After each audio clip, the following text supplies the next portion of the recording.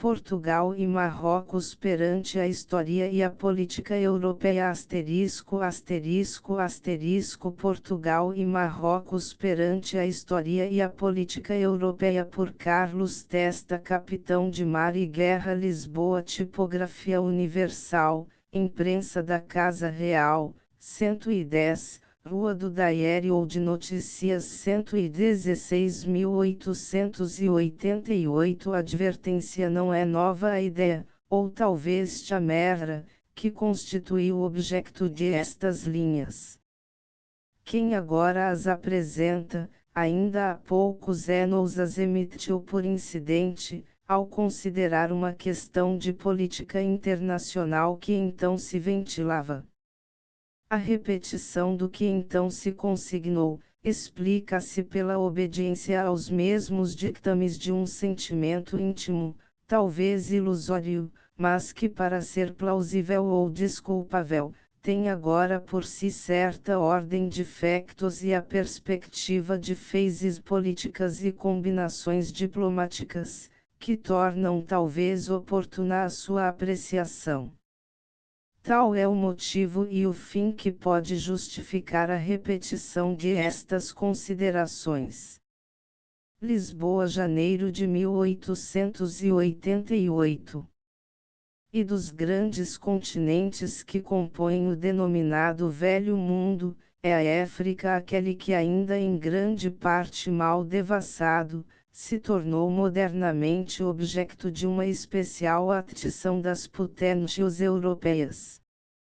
Se o geógrafo, o geólogo e o naturalista encontram amplo assunto para estudo, na delimitação de seus territórios, de seus extensos rios, vastos lagos, ásperas florestas, e na observação das feições do solo, e de seus diferentes produtos, também aos homens de Estado, secundando as vistas políticas e os variados interesses das potências, não se tornou indiferente a importância que a estas pode advir no futuro, da exploração de aquele vasto continente.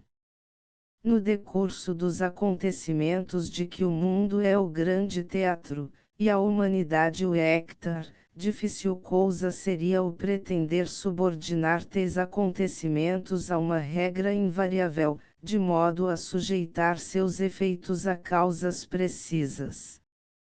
Problema assaz complexo seria pois o pretender designar e precisar o que possa haver contribuído para o atraso em que a África ficou perante as outras regiões do globo, muito posteriormente descobertas e conhecidas. Todavia talvez se pudessem apontar como causas desse relativo abandono de tão vasta região, a influência de um clima em grande parte deletério, as dificuldades materiais de transpor suas inóspitas planícies e ásperas cordilheiras, a influência que a escravidão e seu tráfico podem ter no desvio de práticas mais conducentes à sua profícua exploração, e talvez mais do que tudo, a atenção de preferência dada para outros empreendimentos que eventualmente oferecerão novas expansões à atividade humana. Mas, coisa notável, se a África na sua maior extensão se apresenta ainda hoje por devassar nas suas regiões centrais, em contraposição deixa-nos ver na sua orla mais septentrional uma zona de território já conhecido e explorado desde tempos os mais remotos, e na qual mais se disputaram os pleitos em que a humanidade andou por séculos empenhada em lutas de supremacia, mas onde ainda modernamente não se operou sensível modificação em suas condições semi-bárbaras de existência e de viver social. Perante a grande transformação que o mundo experimentou durante as mais modernas idades, basta lançar uma vista sobre o mapa do mundo, e folhear a história do passado, para se tornar evidente esta verdade, que ao passo que nos leva a meditar nos cometimentos de outras eras, nos permite evocar as eventualidades do futuro. Era limitada à área do mundo conhecida na antiguidade.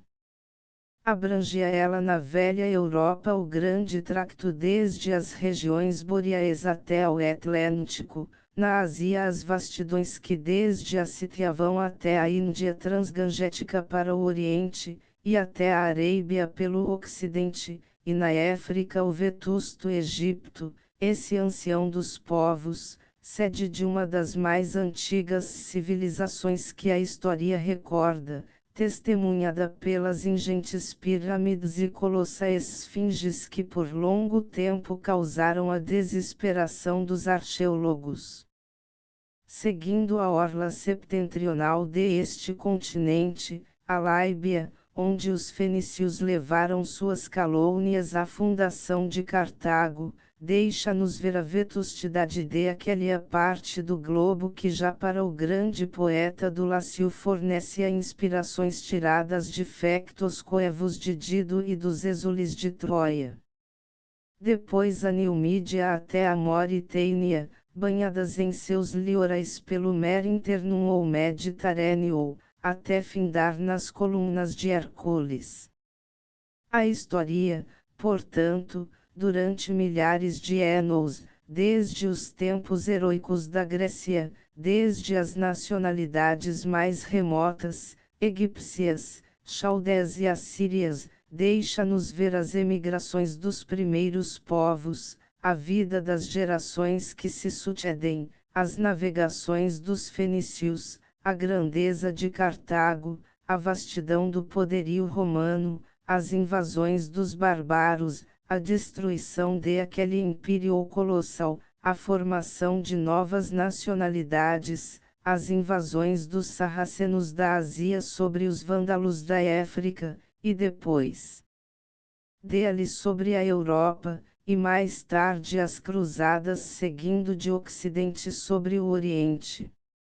A geografia à sua parte deixa-nos ver que todos esses aturados conflitos em que se decidiam pelo poder da força e pelo entusiasmo das crenças, as lutas em que ora o norte assoberbava o meio-dia, ora o oriente invadia o ocidente, ora se trocavam as invasões em sentido inverso, tinham por âmbito aquela limitada porção do globo conhecido, cujos litorais eram banhados pelas éguas daquele mar, ao qual por sua situação bem cabia o nome de Mediterrâneo.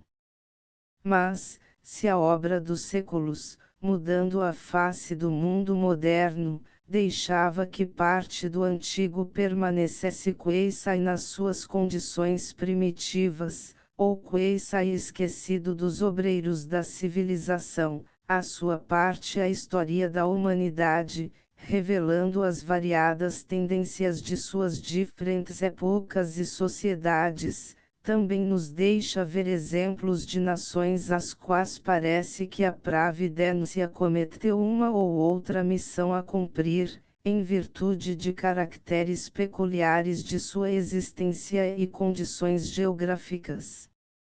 Neste sentido coube também a Portugal uma boa parte e um importante papel a desempenhar nas evoluções súbitas pelas quais o mundo tem passado. País pequeno, mas situado na orla mais ocidental onde a Europa é banhada pelo Atlântico, foi a ele que competiu a missão de alargar os horizontes da geografia, rompendo aquele limite além do qual tudo era desconhecido. No desempenho de tal encargo, não faltou aos ditames que uma justa hombridade lhe podia impor, assim como também não deixou de mirar a um objetivo que significava uma conveniência geral, a bem da humanidade. Assim foi, que quando ao deslizar da Idade Média de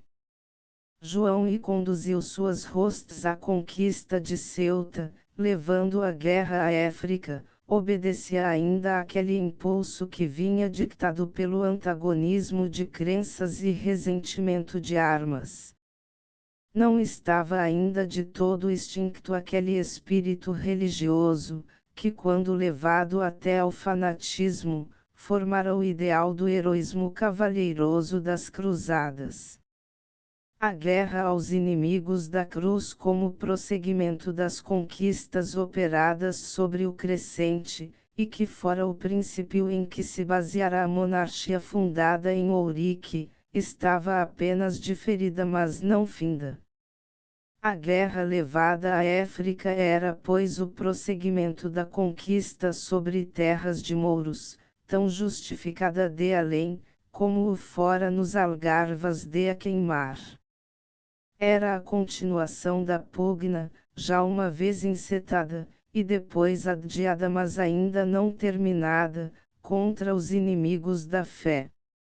Era ainda dictada não só pelo ressentimento de armas e por aquele não amortecido antagonismo de crenças que primeiro havia inspirado as cruzadas, mas a par de isto por outra mira política não menos grandiosa em seu conceito, qual a de alargar pela conquista material até aos algarvas de além-mar, o território e domínio da monarquia, como sendo a mais fácil conquista, e a mais natural expansão do poderio português.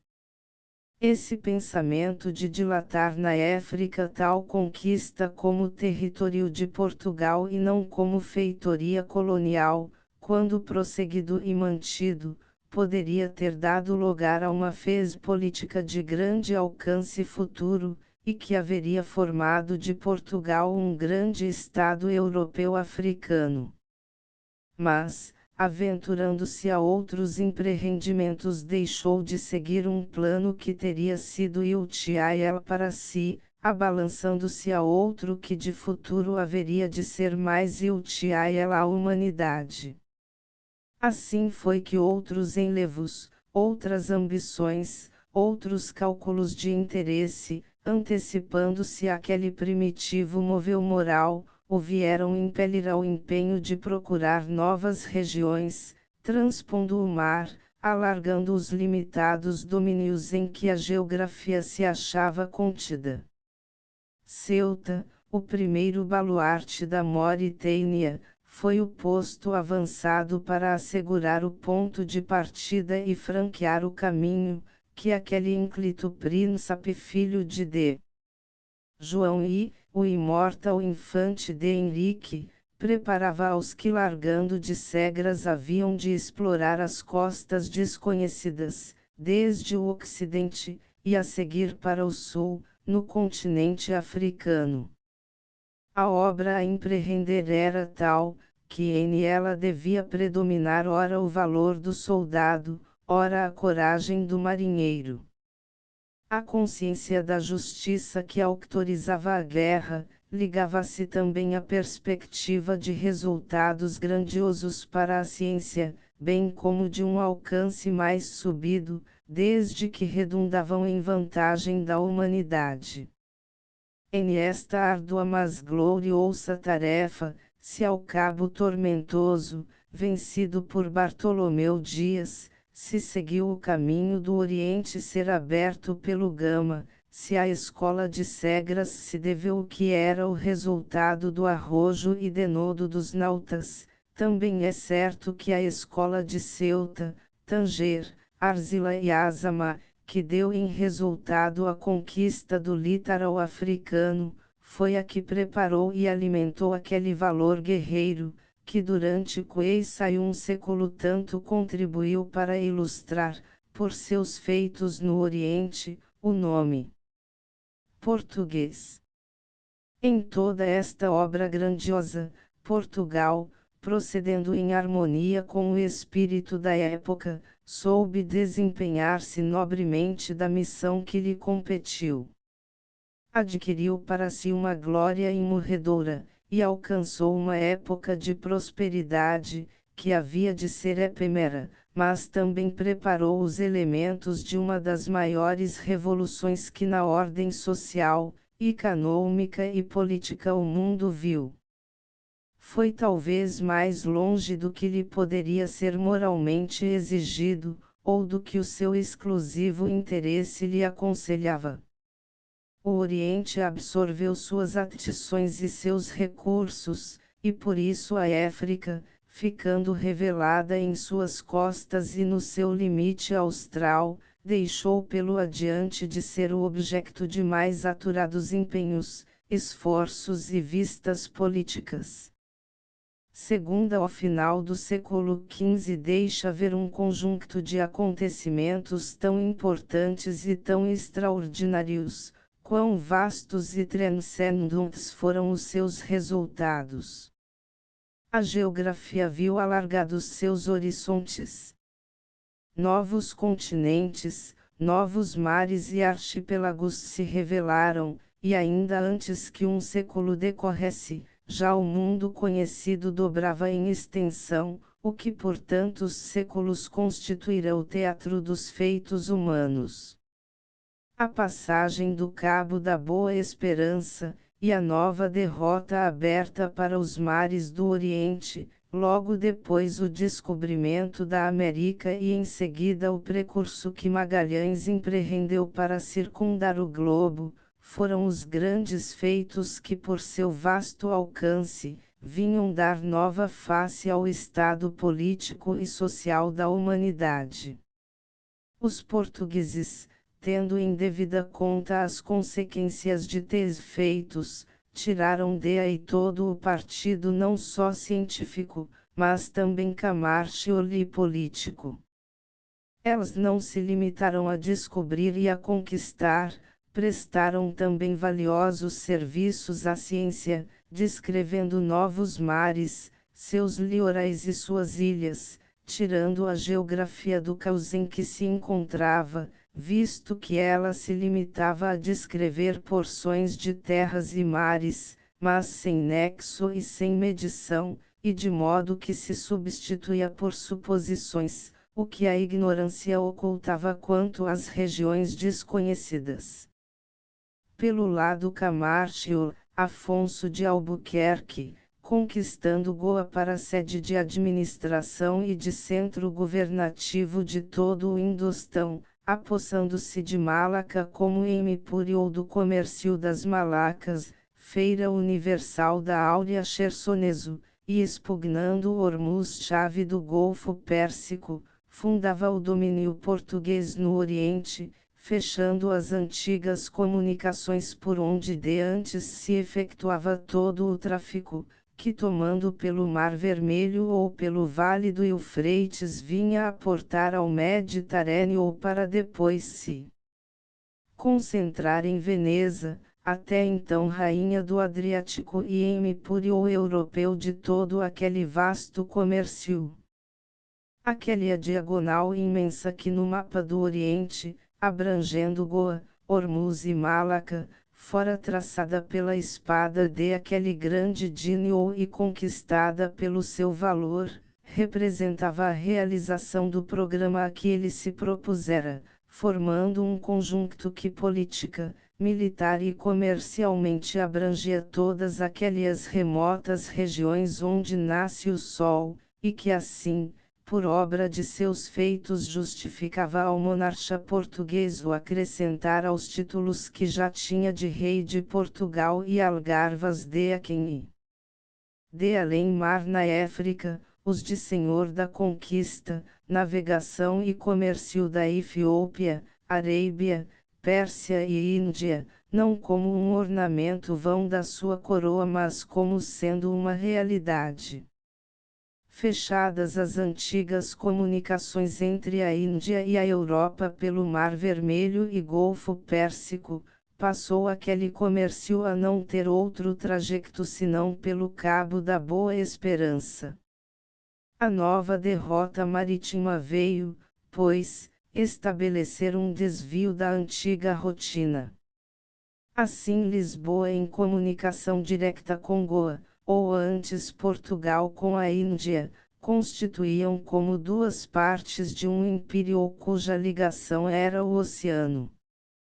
Grande, portanto, foi a Revolução comercial que de aí resultou temporariamente em favor de Portugal, mas afetando não só Camargo mas também politicamente aqueles estados marítimos do Mediterrâneo, pelo intermédio dos quais de antes era feito tal comércio, e que por ele se haviam engrandecido durante a Idade Média. Nem as ameaças do grande Soldão do Egito, o poderoso inimigo da cristandade, nem os manejos da República dos Dúdias, que via cortado o nervo do seu poder e de suas riquezas, acobardaram os novos dominadores em seus intentos.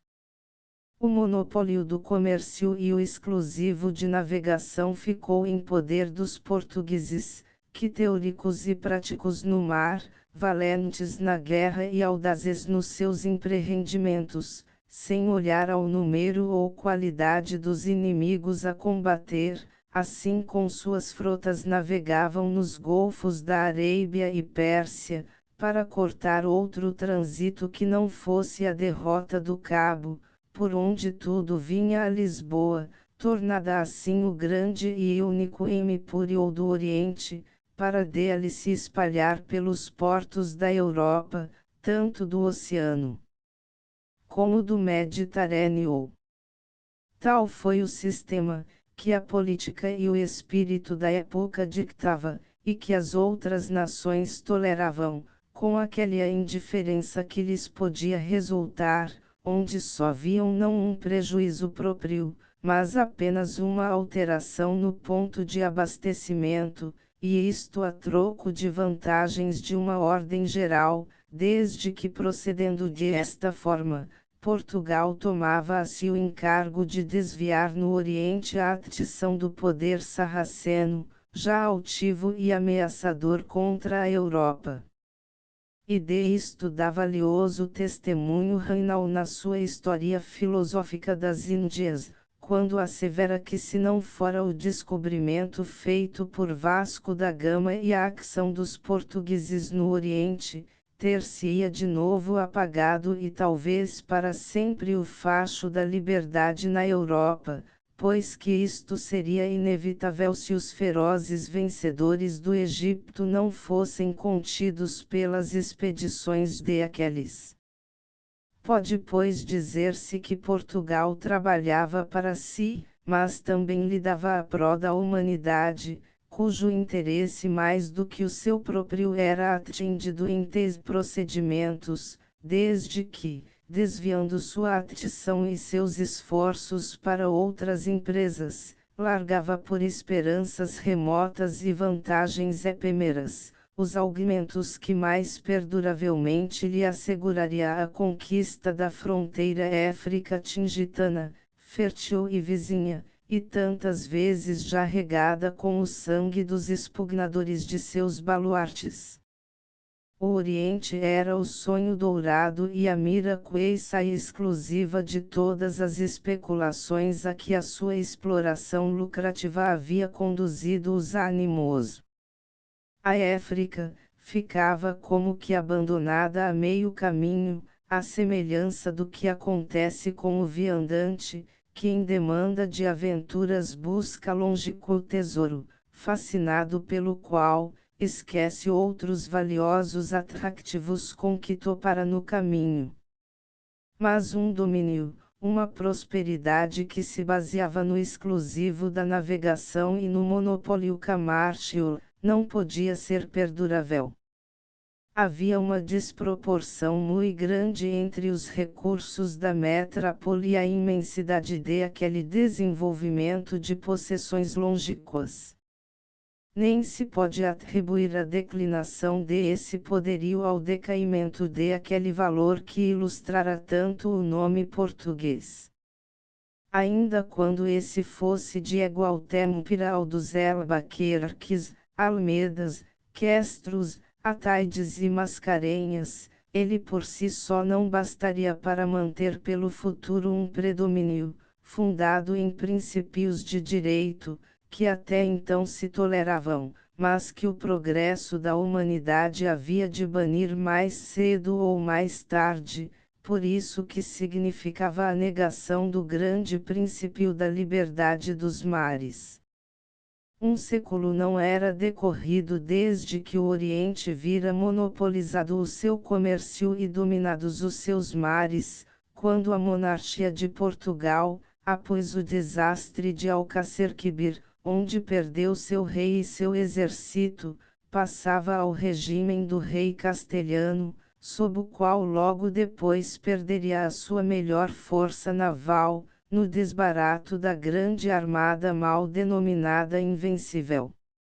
E desde que Felipe de Castela, nas suas lutas contra os holandeses, proibiu a estes o virem como de antes ao porto de Lisboa, em mipuriou do comércio do Oriente, aquela nação de marinheiros e de comerciantes ousados, tratou logo ao findar do século XVI de ir àqueles mares orientais fazer por sua conta um comércio, do qual até então só indiretamente tiravam vantagem. Por esta forma, a guerra que a Holanda declarara contra Castela e Filipe, veio em seus efeitos afetar politicamente Portugal, como dependência que era então de aquele monarca, assim como o afetou economicamente, desde que por ela foi iniciado o desmoronamento de aquele edifício grandioso na aparência, mas precário na essência, mantido apenas pelo prestígio do nome português, mas que a falta de base sólida caía com a mesma facilidade com que fora erguido. O valor português, conquanto não esmorecido, não bastava para acudir a tão vasto domínio e aos calculados manejos dos seus agressores europeus e asiáticos. Os navios da carreira da Índia que escapavam do naufrágio, eram vítimas da pilhagem, a decadência de recursos de aí resultante tornando o país empobrecido e desalentado pelas desgraças públicas e desamparado de aquele mesmo poder tirânico que o dominava, e que até parecia comprazer-se de seu abatimento, dava àqueles novos pretendentes o ensejo de se irem apoderando da maior parte das possessões, que à custa de tanto valor, cabedal e vidas, os portugueses tinham conquistado.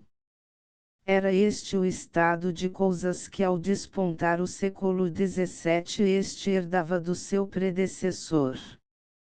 Algumas phases notáveis apresentam as complicadas lutas de aquela época, pelas quais se explicam as evoluções operadas nos domínios europeus no Oriente.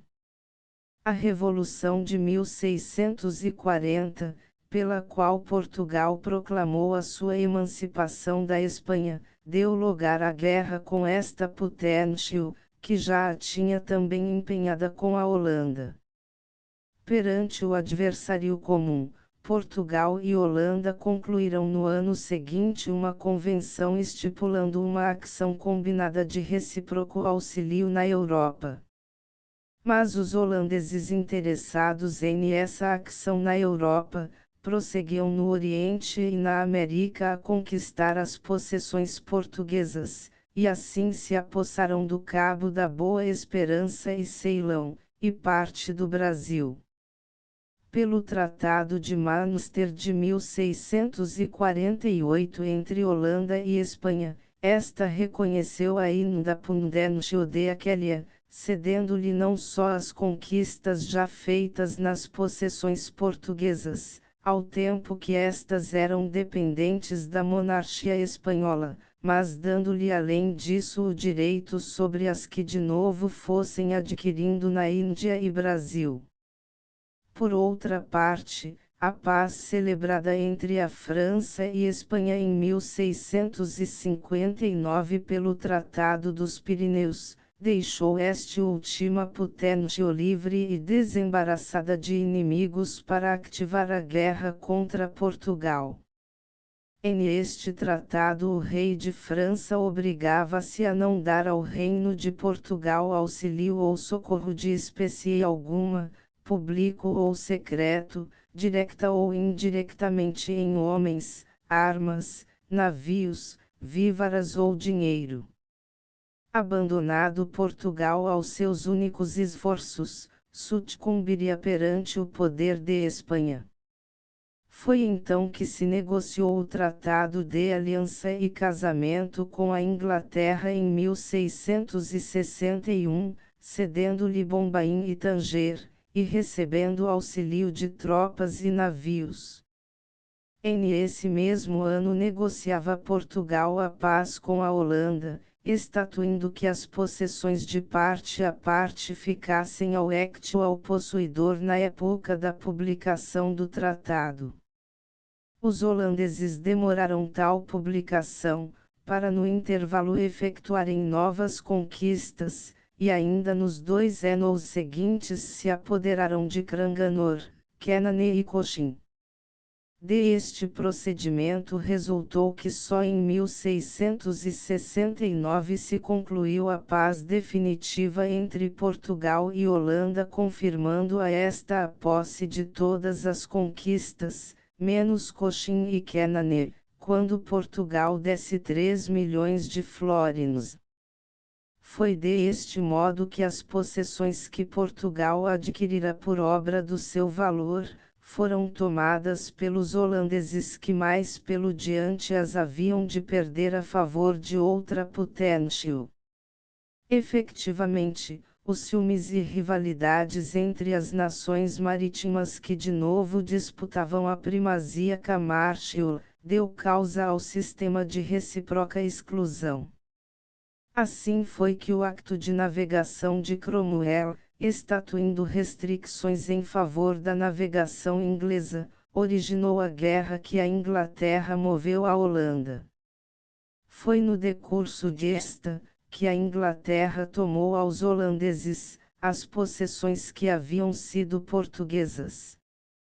Foi pois esta nova posse realizada em resultado da conquista pelo direito de guerra, não pelo roubo, como vulgarmente se insinua, com mais espírito de sanha do que de verdade.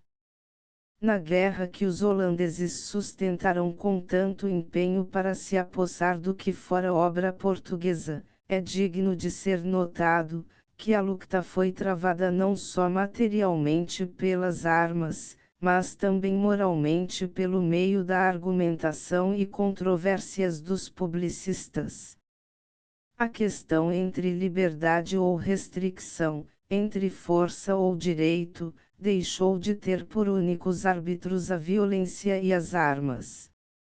Era submetida pela primeira vez a outra prova, em que a lógica e a razão universal era chamada a exercer o seu ascendente salutar, constrangendo a prepotência a ser julgada e processada na arena da discussão. Tal foi o efeito da obra publicada em 1609 pelo célebre filósofo e publicista holandês H. Grotius, e que tendo por título Mer Liberum, compilou todos os argumentos com que a lógica de aquele gênio superior, soube demonstrar, a inconveniência, e a lesão de justiça e de direito universal, de aquela pretensão ao domínio do mar, cuja liberdade o autor proclamava, não só para os seus conterrâneos mas para todos os povos, quando depois de apelar para os recursos da plotida e austera discussão do assunto, exaltava a justiça da guerra que tinha tal liberdade por objetivo. A irresistível tendência que tinha levado todas as atições e atividades por aquela inebriante senda do Oriente, deu causa, como se disse, a deixar a África esquecida e abandonada. Mais do que isso, a África não só ficou desprezada como objeto que se ladeia e para o qual nem se lança a vista, mas até passou a ser como que exaurida em auxílio e proveito de novas especulações, que eram o resultado de outro acontecimento notável entre aqueles com que a Idade Média fechava a sua época. Colombo, o ousado genovês ao serviço de Castela, e que na escola de Segras poderá aperfeiçoar-se na ciência da náutica e da cosmografia, em sua mais feliz do que talvez discreta insistência de ir ao Oriente pelo Oeste, engolfando-se em este rumo havia encontrado, não o desejado Cathay de Marco Polo, mas as ilhas que, em essa suposição, denominou Índias Ocidentais. Era a América, com a qual poucos anos mais tarde Cabral também topara em latitude mais meridional, quando se afastara para o oeste em busca da melhor monção para demandar o já devassado Cabo da Boa Esperança, bem como contemporaneamente os portugueses corte-reais a ela abordavam em mais alta latitude, quando empenhados em suas audaciosas, embora baldadas tentativas, de descobrir caminho para o Oriente pelas regiões boreais. Parece que o destino patentava aquele ignoto hemisfério para dar nova expansão à humanidade, mas contrabalançava uma tal vantagem, associando-a a outras consequências que importariam a desgraça da África, desviando dela as atenções e cuidados, em homenagem às exigências de aquele novo mundo que Colombo dava à Espanha. Se Portugal teve no Oriente um campo vasto para façanhas, conquistas e explorações, era por sua vez a Espanha a nação à qual se oferecia idêntica área, para no Ocidente de além-mar alargar seus voos no caminho de aventurosas empresas. Uma diferença porém sobressaía na missão e na tarefa que a estas duas nações cabiam. Enquanto que no Oriente os portugueses acharam regiões habitadas por povos cujo comércio já era tradicional e florescente, e para se assenhorear do qual lhes bastou dominar as costas, e apossar-se dos mais ricos mercados impedindo a estes outras saídas, os espanhóis à sua parte iam encontrar na América, ilhas só habitadas por selvagens nus, ignorantes das artes, sem história e sem comércio conhecido ou explorado, e passando ao continente, em essas imensas florestas virgens, onde a natureza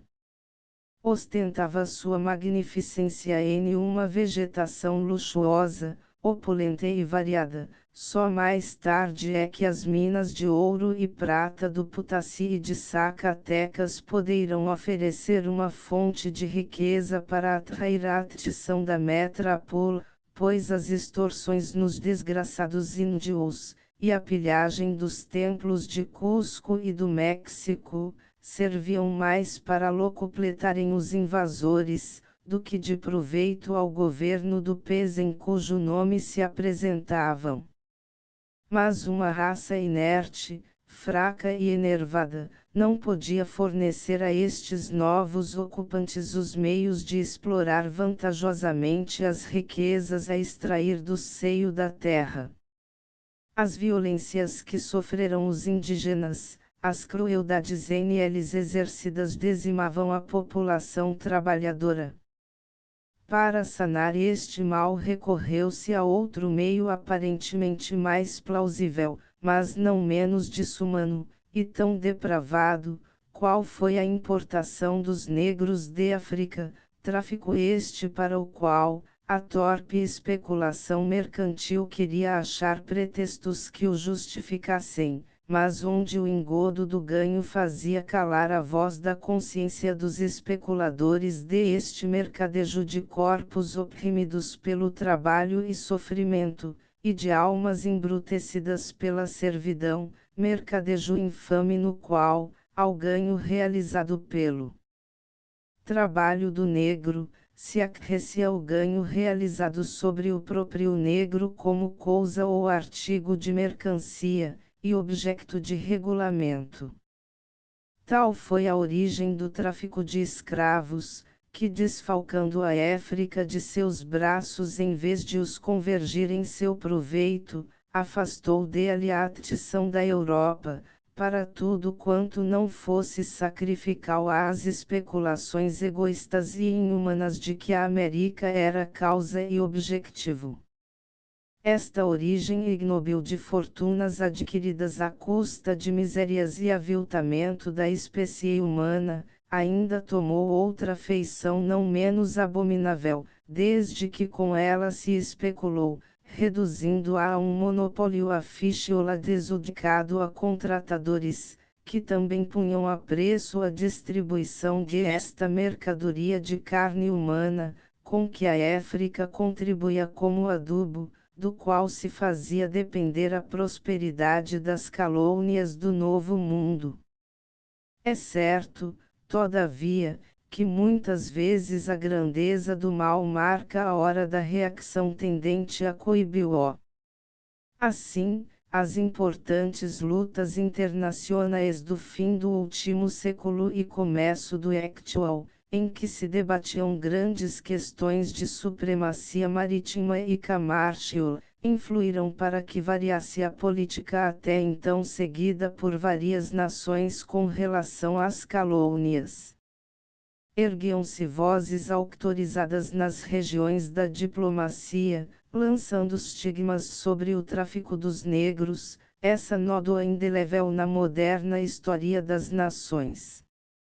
Proclamados estes princípios no Congresso de Viena, e aceite a doutrina pelas nações cultas, em breve passou a ser sancionada internacionalmente pelo direito convencional dos tratados.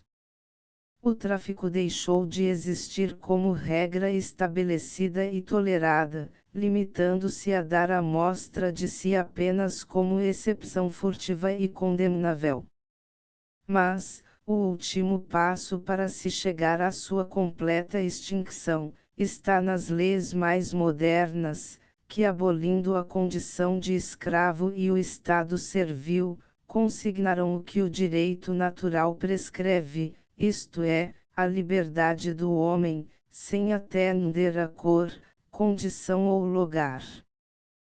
Foi este de certo o golpe final em aquela aberração social e depravada prática, a escravatura, que foi um dos grandes obstáculos à civilização da África.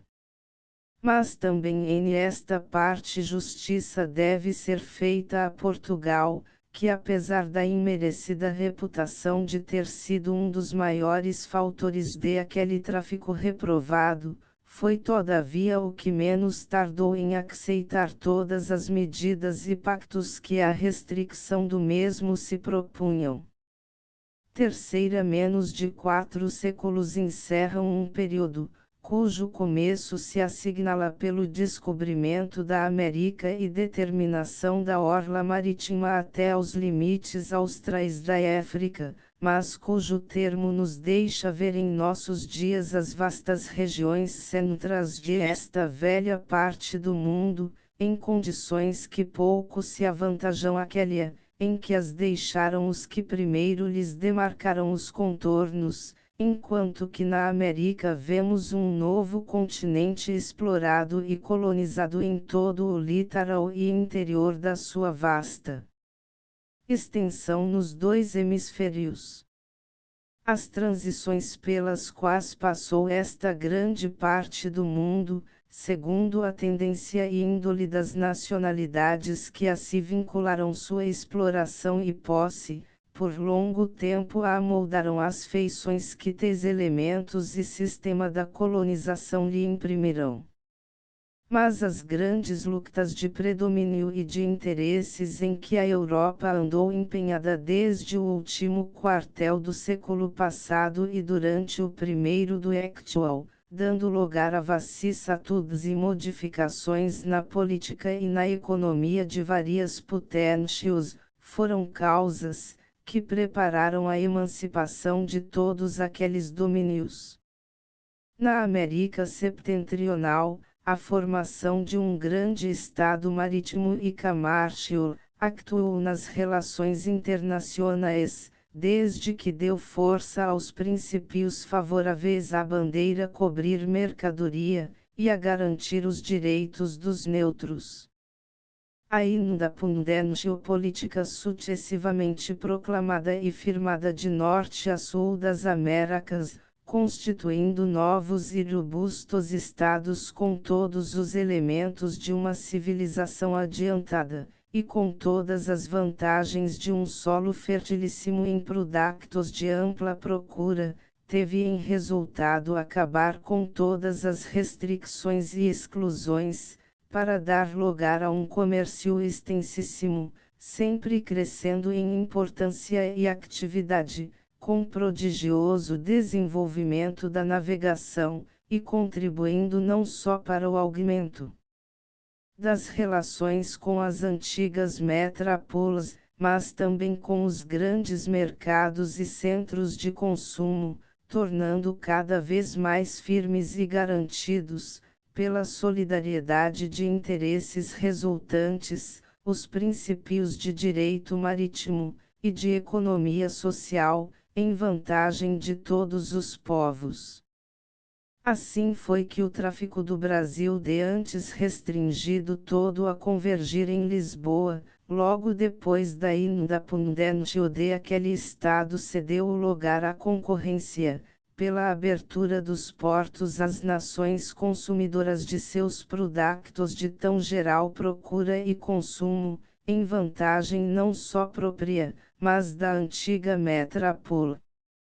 E ainda sobre este ponto de vista tem Portugal um grande título ao reconhecimento geral, em ter lançado à terra a semente da civilização, que pelo adiante tanto havia de medrar e de frutificar em aquela extensa região, constituindo um grande e florescente império, que pela identidade de raça, de língua e por suas riquezas naturais e livre exploração de seu vasto comércio, constitui não só a obra mais valiosa e perdurável da colonização portuguesa, mas também outro valioso título de glória para a nação que lhe deu origem. O quadro que fica exposto, como resultado da abolição do sistema restritivo, abrange em seus traços o que se observa percorrendo todos os mares e regiões da Ásia e Oceania até aos confins do globo.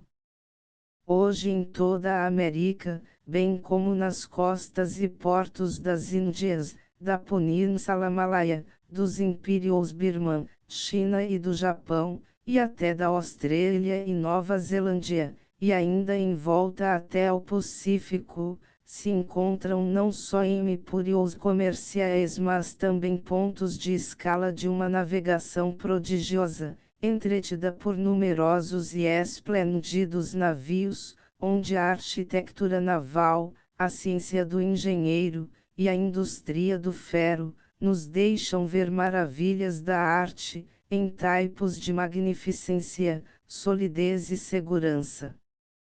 Estabelecendo pela livre concorrência e pela rivalidade no serviço, aquela ativa, permanente, e admirável rede de comunicações, que o telégrafo auxilia, e que o caminho de ferro ramifica pelos continentes.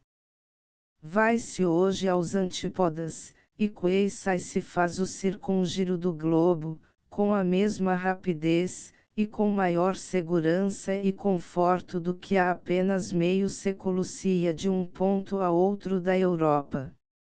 A própria Austrália e a Nova Zelândia que há apenas um século eram, aquela povoada de tribos antropófagas, e esta ainda desconhecida, partilham hoje dos mesmos resultados, deixando ver, como em paragens onde há pouco só havia a floresta virgem, ou bequites canibalescos do Guiné ou do Mauri selvagem, ao presente se ostentam cidades florescentes, onde a colonização, a índole e o gênio da raça anglo-saxônia, implantou todos os progressos que a civilização opera, e onde todos os estabelecimentos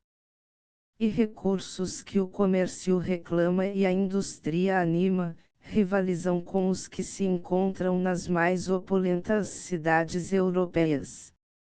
Isto que há um século pareceria um sonho fantástico, e há meio século uma utopia de visionários, é hoje uma realidade.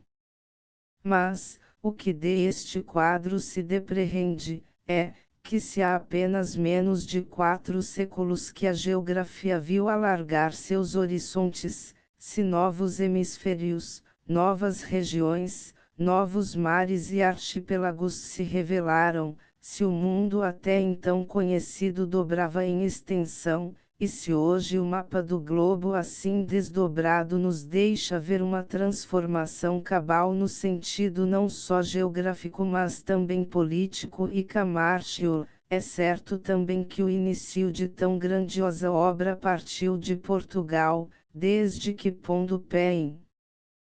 África e abrindo depois o caminho do Oriente, se aventurou a empresas tão grandiosas de glória para si, mas de mais proveito para a humanidade, a qual preparou e deixou tão vasto campo para explorar, e para colher os modernos frutos da civilização. Pode-se pois afoutamente asseverar que Portugal foi o pés benemérito da humanidade, e que portanto tem jus ao reconhecimento das outras nações que hoje mais fortes e mais opulentas, não tiveram todavia uma parte como ele em essa grande obra que a história registra e o mundo contempla. Mas a obra e ação dos séculos, ao passo que ia dando, como já se notou, nova face ao mundo, deixava que parte do antigo permanecesse queissai nas condições primitivas, ou queissai que esquecida e desatendida pelos obreiros da civilização e do progresso. As margens de aquele mar interno, o litoral de aquela antiga África que o Mediterrâneo banha, passaram queissai que incolumes na grande transformação operada desde uma dezena de séculos. E todavia foi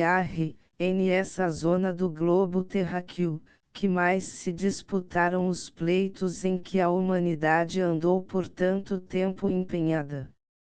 Sem remontar às guerras púnicas, quando Cartago e Roma disputavam a supremacia do mar e o domínio da Sicília, quando a posse de Sagunto contestada, levava Aníbal à Espanha e dele a passar os Alpes e a bater às portas de Roma, ou quando Cipião passava a Nilmídia e ia destruir os muros de Cartago, sem ir buscar exemplos de essas insistentes lutas no norte da África, as expedições de Belisário ou as sangrentas invasões dos maometanos sobre as Espanhas, só detidos quando achavam nas Gálias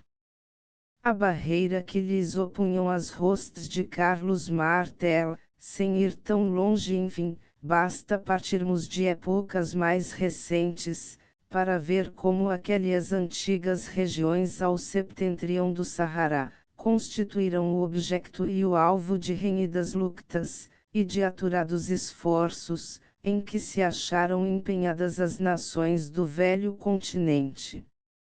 Figura já na Idade Média o Mediterrâneo e o seu litoral, nas tentativas do Soldão do Egito contra a cristandade, na última cruzada capitaneada por S.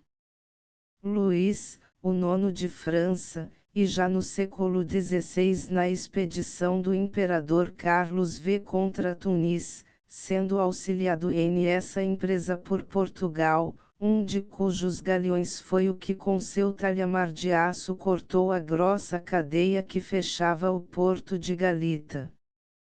Figura mais modernamente o Mediterrâneo e o litoral africano, nos reiterados ataques que as potências marítimas dirigiam e sustentavam contra o estado de Argel, valhacouto de piratas, ataques que por vezes representaram grandes expedições, e formidáveis bombardeamentos. Figurara no passado ainda mais notavelmente na expugnação de Ceuta empreendida e efetuada por Portugal na cavalheirosa época de D. João e de seus heroicos filhos.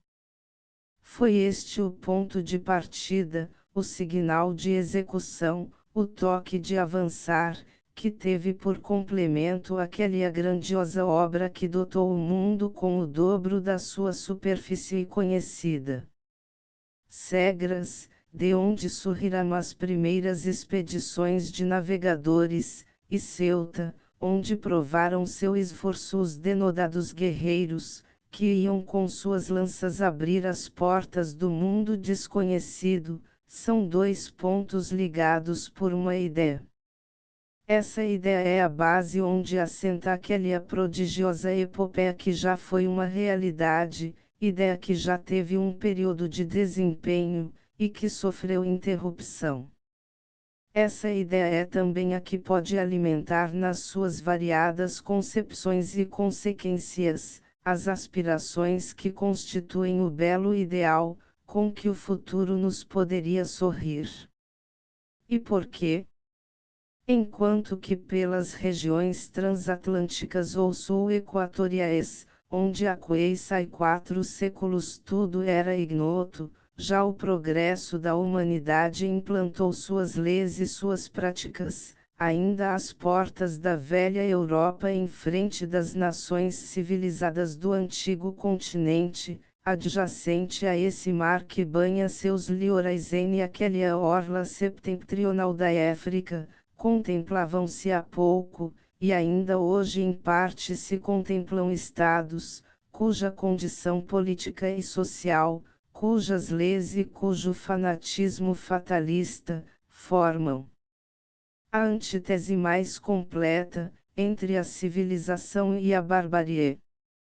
Já era decorrido um quartel do século XIX e ainda a margem africana do Mediterrâneo jazia sujeita em toda a sua amplitude, aos sectários de um obscurantismo invencível, e de um fanatismo intransigente com a nova lei das nações, e as regências barbarescas de Trípoli, Tunis, Argel, e o Império Marroquino, constituíam em seu conjunto a vergonha dos estados cultos, desde que estes toleravam que aquele mar, que fora desde outras eras o centro das relações entre povos marítimos, ainda se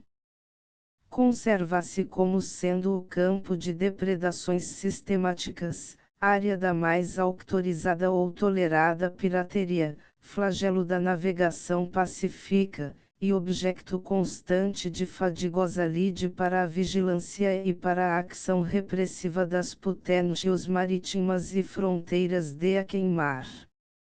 Quando já não se ofereciam novas regiões do mundo para descobrir, e poucas por explorar, quando já o novo hemisfério dava largo campo para nele implantar a civilização, via-se ainda a 2 dias da Europa, como era possível tolerar a existência de estados, vivendo da pilhagem, e da exacção, e subsistindo nas mesmas condições como quando há 3 séculos Carlos Vélez fora infligir castigo, e de Sebastião de Portugal se ia aventurar a malograda mas grandiosa tentativa de dilatar para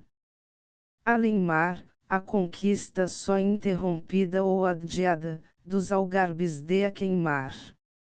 Ao último rei de França do ramo direto de Bourbon, estava reservada a empresa de começar essa liquidação de contas.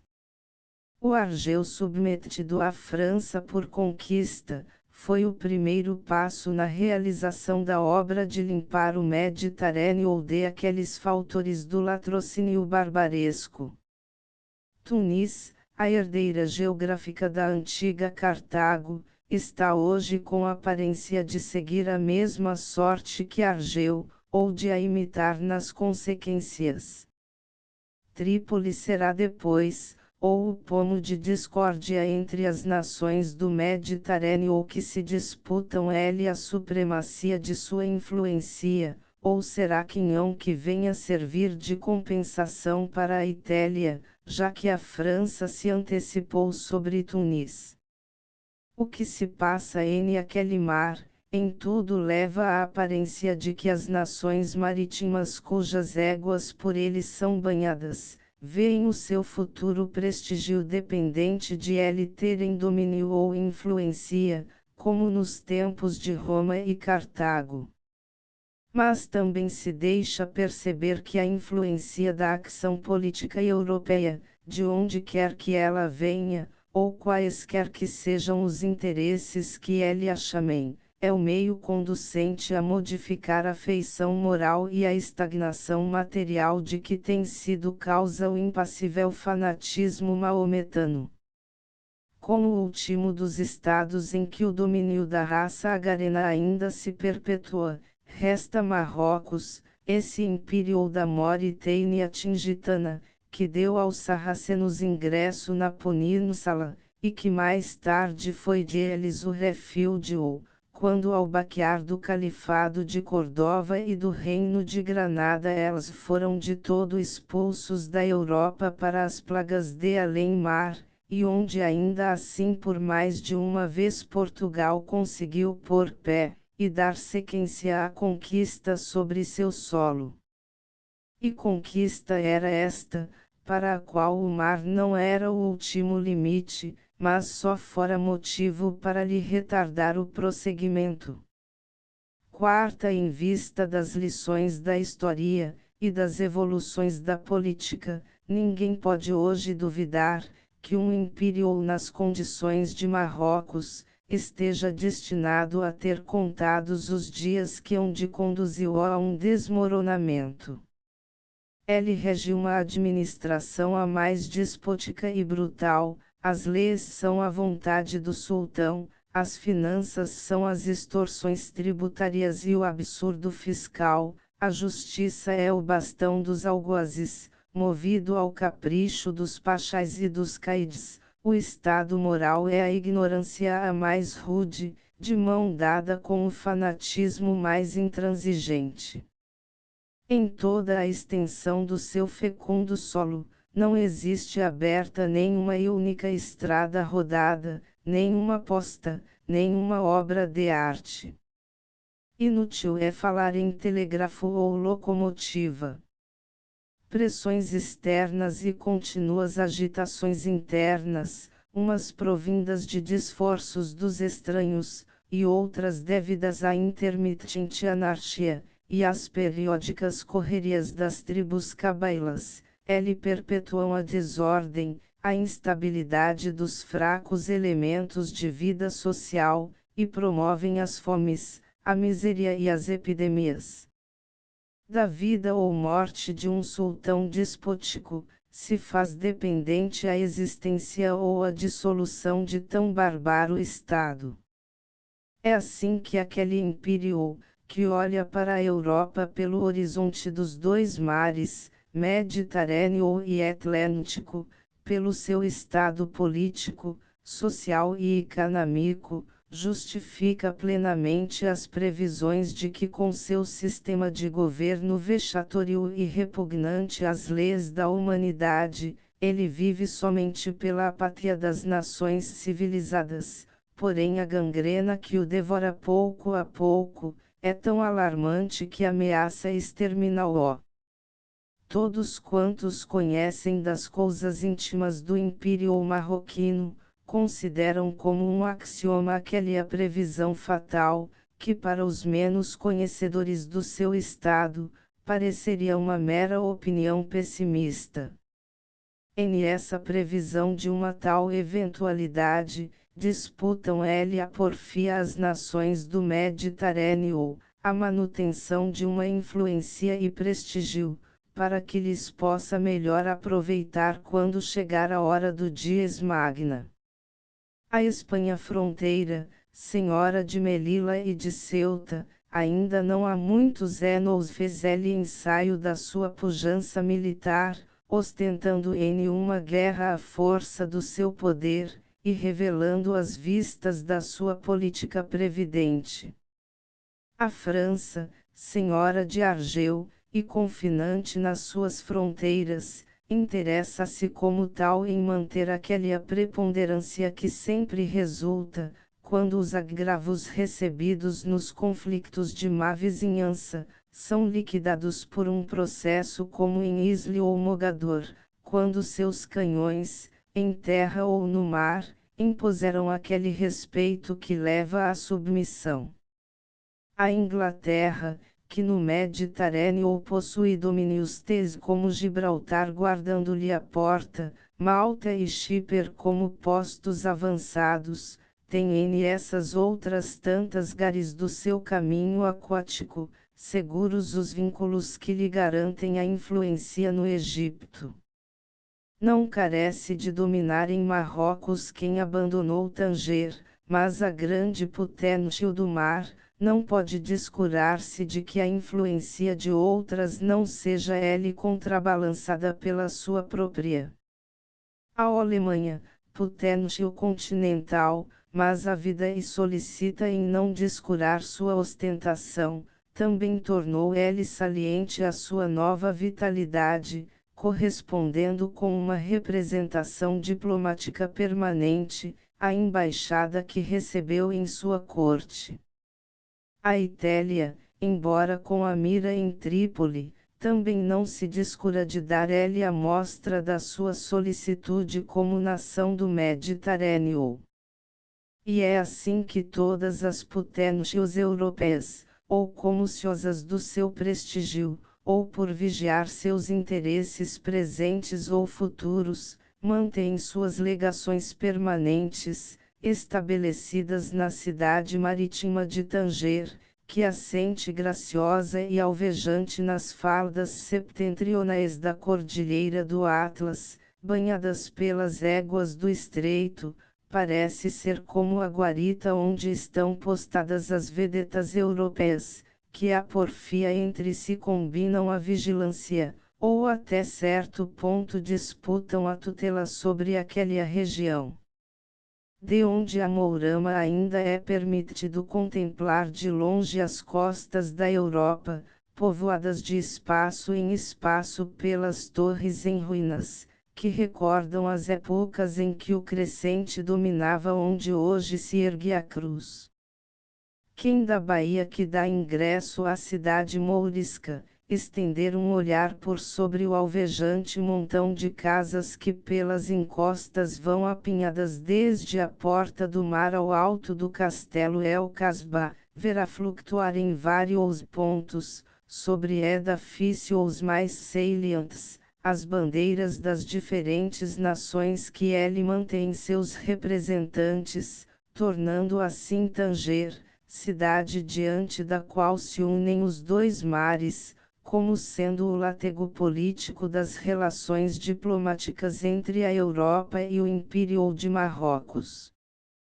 Por entre aquelas divisas das nações que ele policiam e espreitam os paroxismos sútias dos altamos restos da velha Mauritânia, também lá se descobre a bandeira de Portugal hasteada onde outrora abordamos em tom guerreiro, mas hoje como símbolo de missão pacífica mas vigilante de uma nação, que tendo já posto de parte os velhos ressentimentos, ele se apresenta e concorre, como mantendo um benevolo trato de amizade e recíproca estima.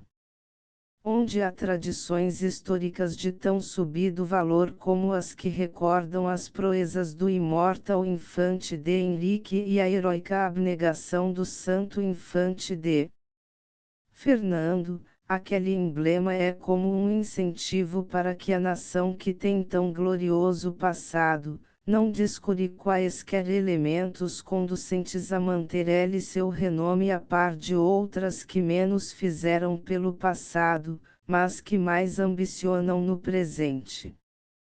Mas a par de tal emblema em terra mauritana, ele tem Portugal, acima de qualquer outro país, outros títulos para ser considerado. Quais são os que se revelam nas muralhas de tantas praças marítimas, em cujos derrocados baluartes ainda hoje se conservam salientes os escudos de armas portuguesas, como testemunho de aquele alto valor e esforço que ele se amestrou para depois cumprir os grandes feitos do Oriente.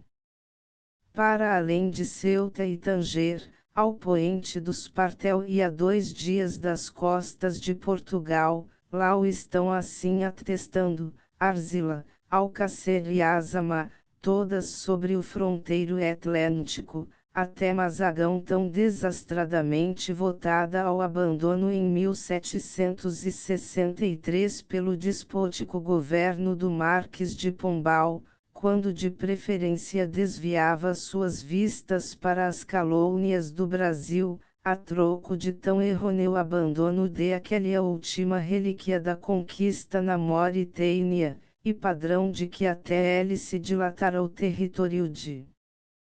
Portugal. Há impressões morais que não escapam até aqueles cujo viver é queissai subordinado ao regimen brutal da força que lhes atrofia o espírito.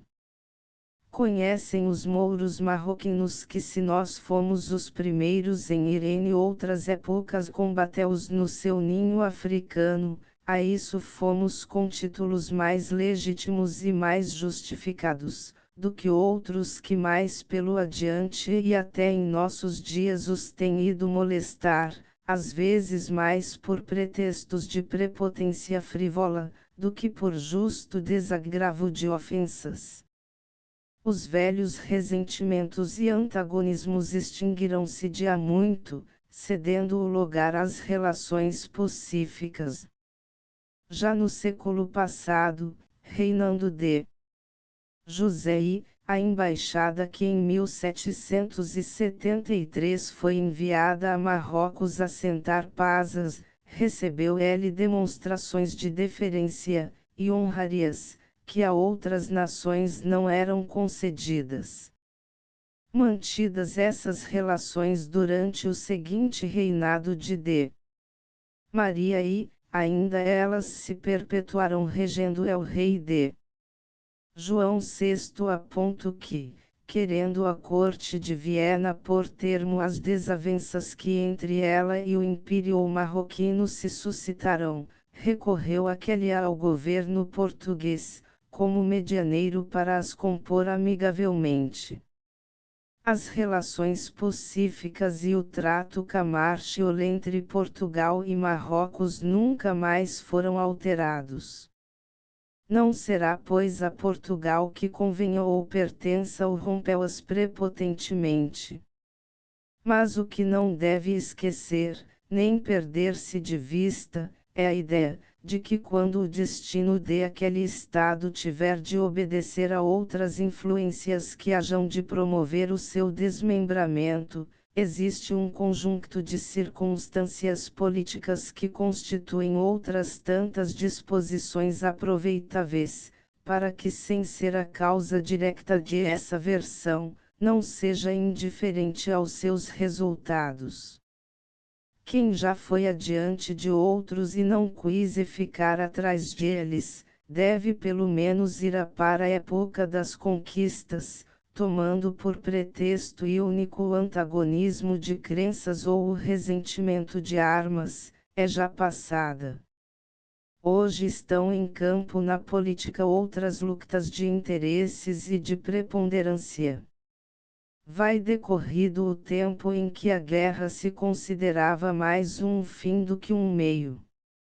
Tem-se visto, porém, adoptar uma política nova, que como meio conducente a seus fins, aceita os factos e deles faz regra de direito pela medida da conveniência. Quando os pressentimentos que acerca do destino de Marrocos se vão fundando não só em suposições, mas em probabilidades que se hajam de realizar, quando houvesse de soar a hora da partilha como resultado de uma expropriação inevitável por utilidade europeia ou por honra da civilização, ao menos que ela seja efetuada de modo que a equidade não tenha a queixar-se da justiça.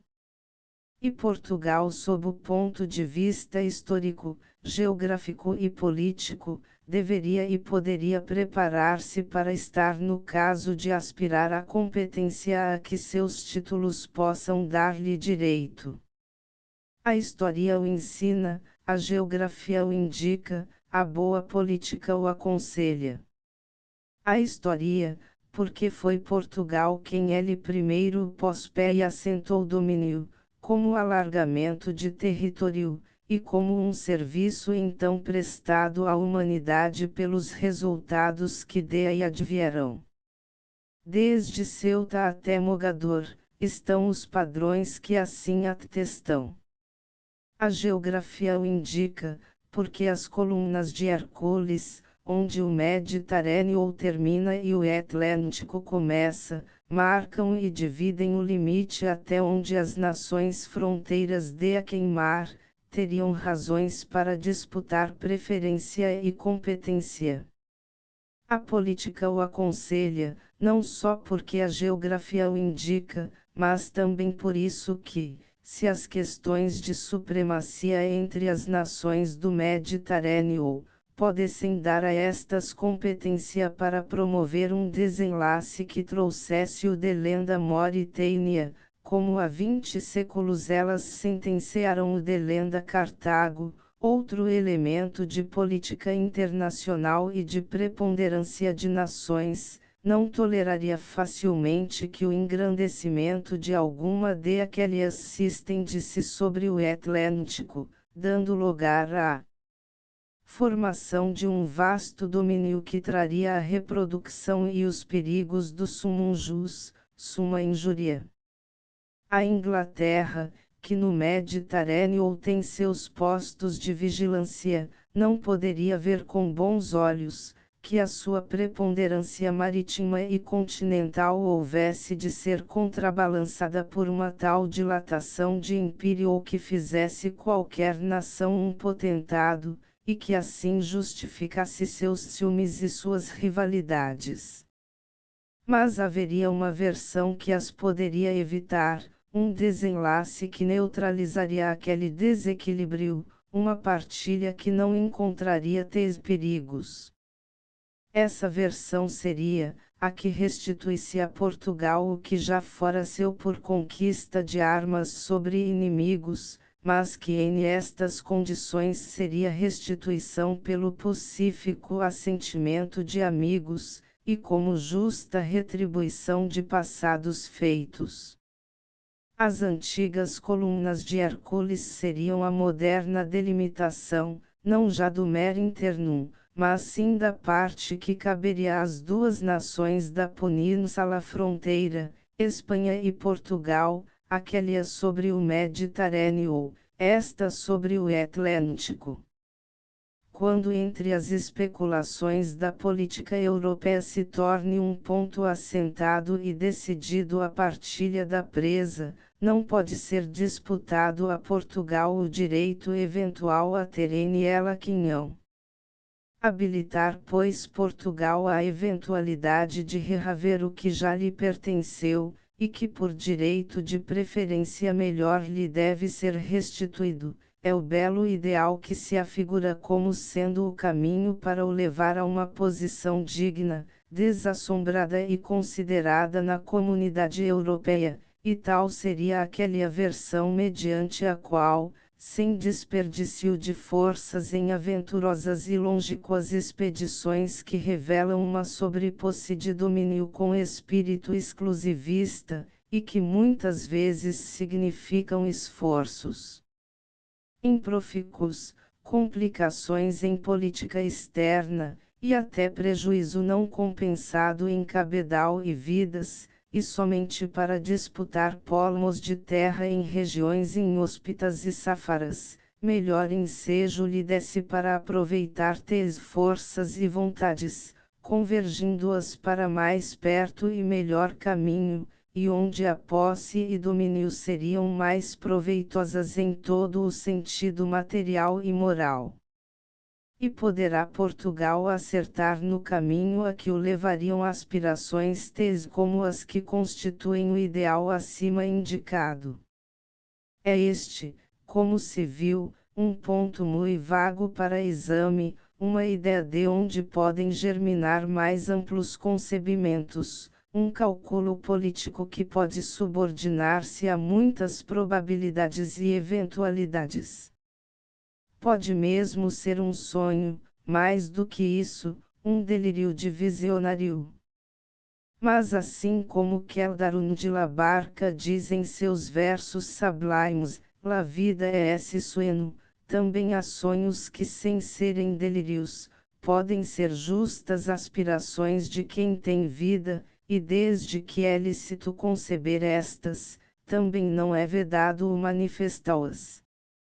O belo ideal, esse sentimento que faz com que muitas vezes o nosso espírito se assemelhe a uma bússola moral, que percorre um horizonte cujos rumos são os voos da nossa fantasia, esse belo ideal que em muitos casos é como um sonho passageiro que a reflexão bem depressa dissipa, também algumas vezes nos sorri a ideia com a perspectiva de o ver tornado em realidade. O belo ideal fica assim consignado, talvez como imagem poética, todavia como caso para meditação prosaica. A perspectiva de estas aspirações, será pois um voo de imaginação, de breve duração e desengano certo, ou poderá ter viços de se tornar um pensamento persistente e uma feição susceptível de realidade. Poderá ser, e poderá não ser. Na dependência em que está de tantas eventualidades, a decisão pertence ao futuro. Mas quando para justificar tais aspirações, não bastasse a solicitude em vigiar as phases políticas do presente, e aguardar com previdente hombridade os acontecimentos futuros, bastariam os títulos que Portugal tem na história de seu passado, facho de luz gloriosa que não se pode apagar, e que lhe dá direito à consideração das potências de cuja cooperação possa tornar-se dependente a solução do grande problema. End of the Project Gutenberg e-book Portugal e Marrocos perante a história e a política europeia update de editions will replace the previous one the old editions will be renamed. Creating the works from print editions not protected by US copyright law means that no one owns the United States copyright in these works, so the foundation, and you, can copy and distribute it in the United States without permission and without paying copyright royalties. Special rules set forth in the general terms of use part of this license, apply to copying and distributing Project Gutenberg trademark electronic works to protect the Project Gutenberg trademark concept and trademark. Project Gutenberg is a registered trademark, and may not be used if you charge for an e-book, except by following the terms of the trademark license, including paying royalties for use of the Project Gutenberg trademark. If you do not charge anything for copies of this e-book, complying with the trademark license is very easy. You may use this e-book for nearly any purpose such as creation of derivative works, reports, performances and research. Project Gutenberg e-books may be modified and printed and given away. You may do practically anything in the United States with e-books not protected by US copyright law. Redistribution is subject to the trademark license, especially commercial redistribution.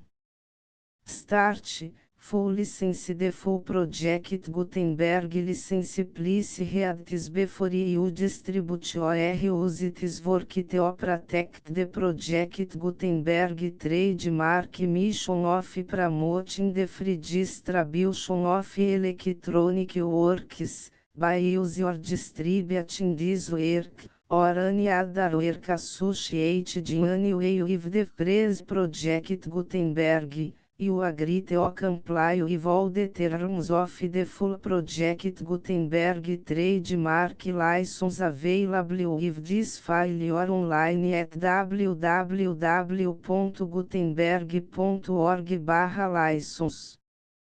Section 1. General Terms of Use and Redistributing Project Gutenberg Trademark Electronic Works 1. By reading or use any part of this project Gutenberg Trademark Electronic Work, you indicate that you have read, understand, agree to and accept all the terms of this license and intellectual property, trademark/copyright, agreement. If you do not agree or abide by all the terms of this agreement, you must cease use and return or destroy all copies of Project Gutenberg trademark electronic works in your possession. If you pay the fee for obtaining a copy of your access to a Project Gutenberg trademark electronic work and you do not agree to be bound by the terms of this agreement, you may obtain a refund from the person or entity to whom you paid the fee set forth in paragraph 1.8. 1.b Project Gutenberg is a registered trademark. It may only be used on or associated in any way with an electronic work by people who agree to be bound by the terms of this agreement. There are a few fees that you can do with most Project Gutenberg trademark electronic works even without complying with the full terms of this agreement. See paragraph 1.c below. There are a lot of fees you can do with Project Gutenberg trademark electronic works if you follow the terms of this agreement and help preserve free future access to Project Gutenberg trademark electronic works. See paragraph 1.i below. 1c. The Project Gutenberg Literary Archive Foundation, the Foundation or PGLF, owns a compilation copyright in the collection of Project Gutenberg trademark electronic works.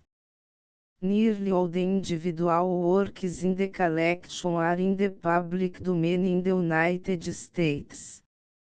If individual works are unprotected by copyright law in the United States and you are located in the United States, we do not claim a right to prevent you from copying, distributing, performing, displaying or creating derivative works based on the work as long as all references to Project Gutenberg are removed. Of course, we hope that you will support the Project Gutenberg trademark mission of promoting free access to electronic works by freely sharing Project Gutenberg trademark works in compliance with the terms of this agreement for keep the Project Gutenberg trademark name associated with the work. You can easily comply with the terms of this agreement by keep this work in the same format with its attached full Project Gutenberg trademark license when you share it without charge with others. 1.d. The copyright laws of the place where you are located also govern what you can do with this work. Copyright laws in most countries are in a constant state of change. If you are outside the United States, check the laws of your country in addition to the terms of this agreement before downloading, copying, displaying, performing, distributing or creating derivative works based on this work or any other project Gutenberg trademark work. The Foundation makes no representations concerning the copyright status of any work in any country other than the United States. Unless you have removed all references to a project Gutenberg. 1.1.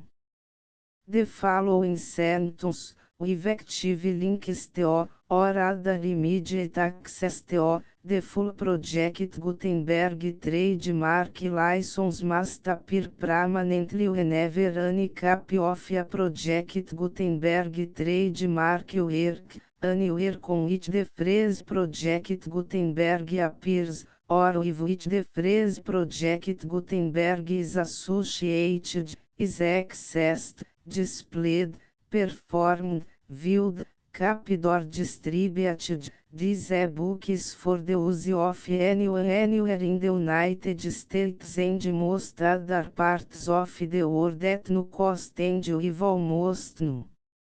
restrictions whatsoever. You may copy it, give it away or reuse it under the terms of the project Gutenberg license included with this e-book or online at www.gutenberg.org. If you are not located in the United States, you will have to check the laws of the country where you are located before use this e-book. 1.2.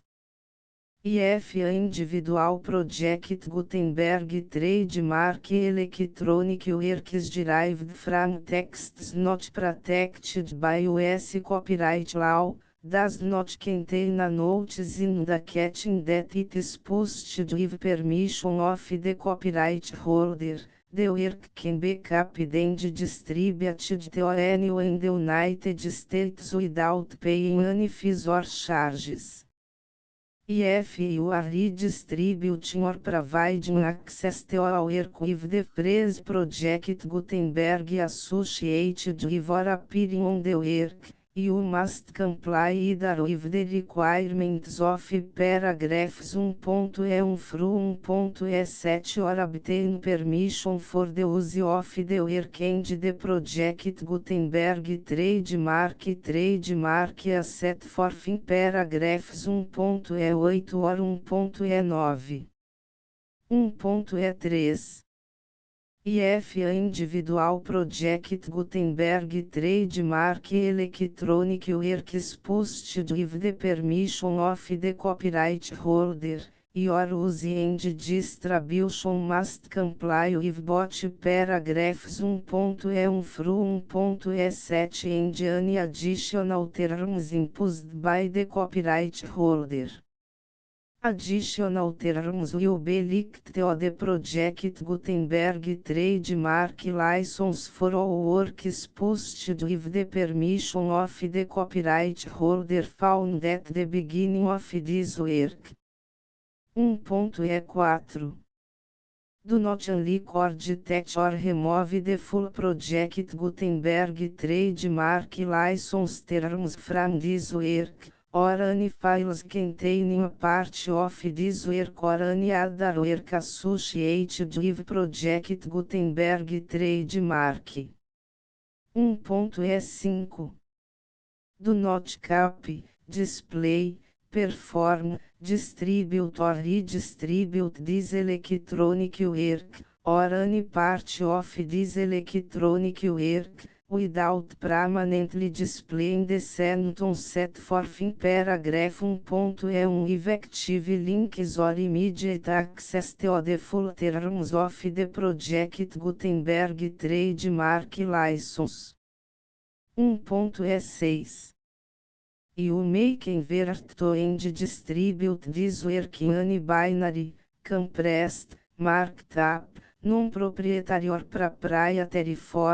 include any word processing or hypertext form. However, if you provide access to or distribute copies of a project Gutenberg trademark working format other than plain vanilla ASCII or other format used in the official version posted on the official project Gutenberg trademark website, www.gutenberg.org, fecha parênteses, you must, at no additional cost, for expense to the user, provide a copy, a means of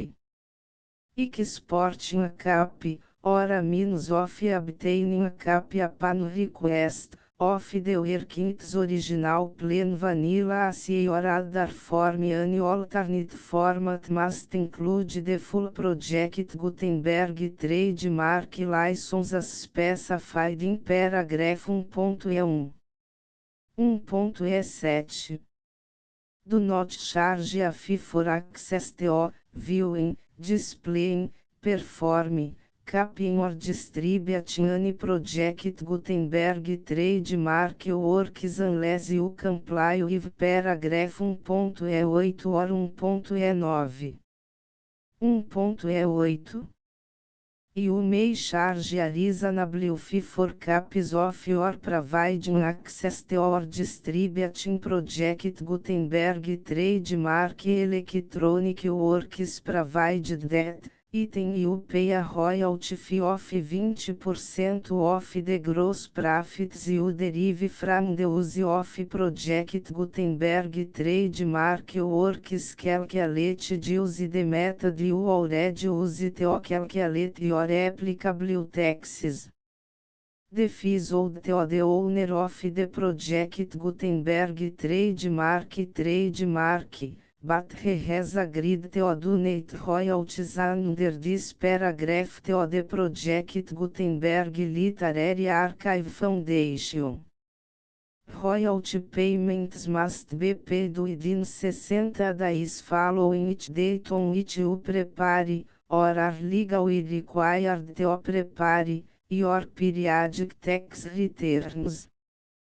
Royalty payments should be clearly marked as such and sent to the project Gutenberg Literary Archive Foundation at the address specified in Section 4, Information about donations to the project Gutenberg Literary Archive Foundation. Item you provide a full refund of any money paid by a user who notifies you in writing, or by email, within 30 days of receipt that S/he does not agree to the terms of the full project Gutenberg trademark license. You must require such a user to return or destroy all copies of the works possessed in a physical media and discontinue all use of and all access to other copies of project Gutenberg trademark works. Item you provide, in accordance with paragraph 1.F3, a full refund of any money paid for a work or a replacement copy, if a defect in the electronic work is discovered and reported to you within 90 days of receipt of the work. Item you comply with all other terms of this agreement for free distribution of project Gutenberg trademark works. 1.E9. If you wish to charge a fee or distribute a project Gutenberg trademark electronic work or group of works on different terms than are set forth in this agreement, you must obtain permission in writing from the project Gutenberg Literary Archive Foundation, the manager of the project Gutenberg trademark. Contact the foundation as set forth in section 3 below. 1.F1.F1 Project Gutenberg Volunteers and Employees Expend Considerable Effort to Identify, do Copyright Research on, Transcribe and Proofread Works Not Protected by US Copyright Law in Creating the Project Gutenberg Trademark Collection.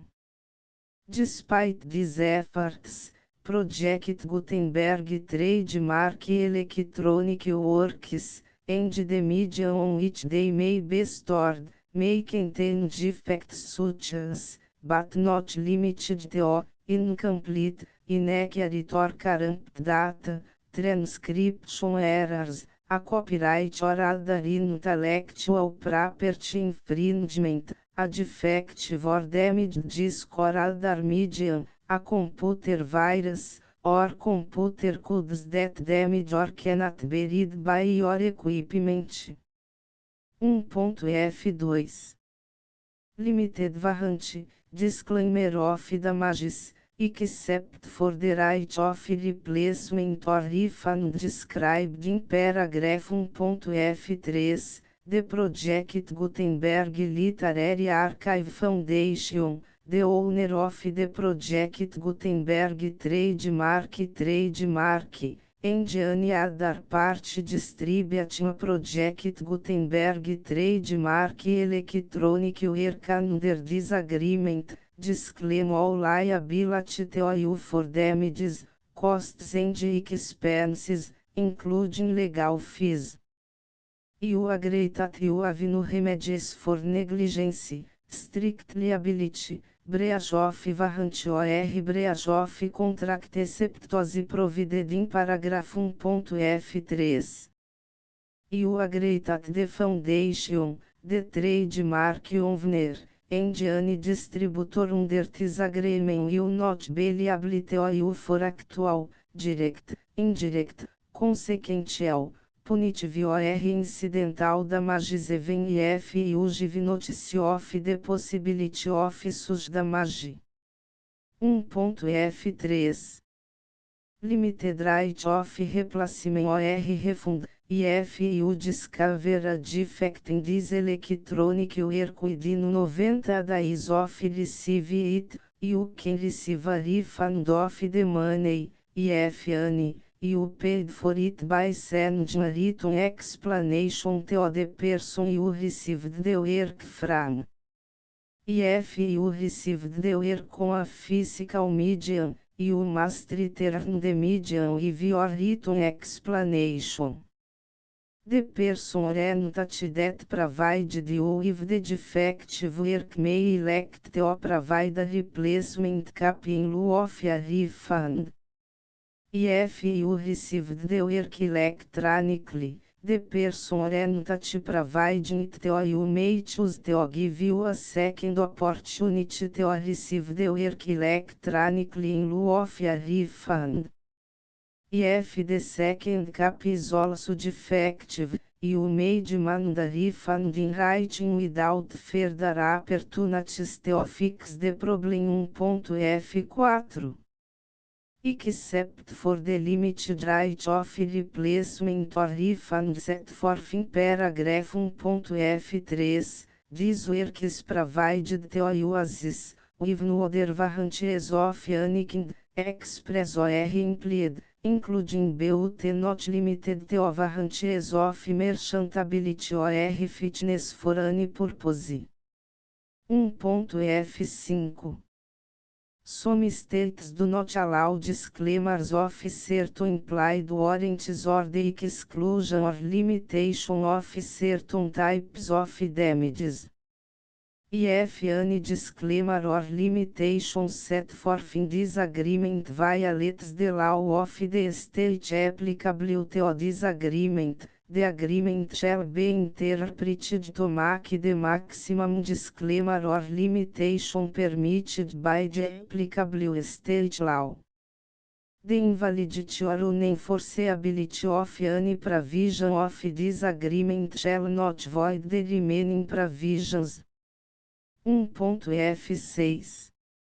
Indemnity, you agree to indemnify and hold the foundation, the trademark owner, any agent or employee of the foundation, anyone providing copies of Project Gutenberg trademark electronic works in accordance with this agreement, and any volunteers associated with the production, promotion and distribution of Project Gutenberg trademark electronic works, harmless from all liability, costs and expenses, including legal fees, that arise directly or indirectly from any of the following which would or cost or occur. A. Distribution of this or any Project Gutenberg trademark work. B. Alteration, modification, or additions or deletions to any Project Gutenberg trademark work, and C. Any defect you cause. Section 2. Information about the mission of Project Gutenberg trademark. Project Gutenberg trademark is synonymous with the free distribution of electronic works in formats readable by the widest variety of computers, including obsolete, old, middle-aged and new computers. It exists because of the efforts of hundreds of volunteers and donations from people in all walks of life. Volunteers and financial support to provide volunteers with the assistance they need are critical to reach Project Gutenberg trademark's goals and ensuring that the Project Gutenberg trademark collection will remain freely available for generations to come. Em 2001, the Project Gutenberg Literary Archive Foundation was created to provide a secure and permanent future for Project Gutenberg trademark and future generations. To learn more about the Project Gutenberg Literary Archive Foundation and how your efforts and donations can help, see sections 3 and 4 and the Foundation information page at www.gutenberg.org. Section 3. Information about the Project Gutenberg Literary Archive Foundation. The Project Gutenberg Literary Archive Foundation is a non-profit 501(c)(3) educational corporation organized under the laws of the State of Mississippi and granted tax-exempt status by the Internal Revenue Service. The Foundation Senior Federal Tax Identification Number is 64-6221541. Contributions to the Project Gutenberg Literary Archive Foundation are tax deductible to the full extent permitted by U.S. federal laws and your state's laws. The Foundation's business office is located at 809 North 1500 West, Salt Lake City, Utah 84116,